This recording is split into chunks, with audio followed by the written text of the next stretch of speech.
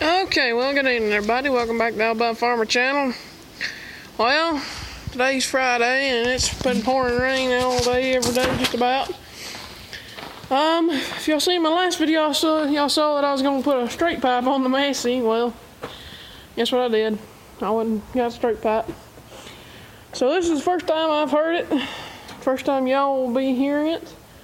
So, let's see here what happens.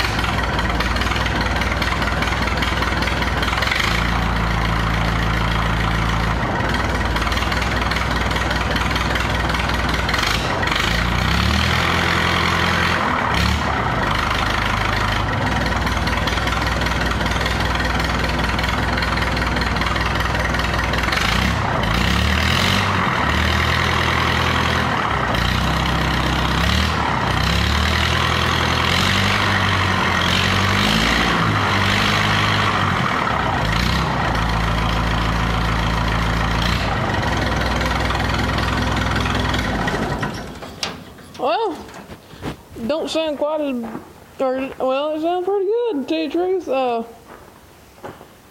Don't sound quite like I thought it would, but it sounds pretty good, I think. I gotta get it on there a little better. My clamps are wrong size.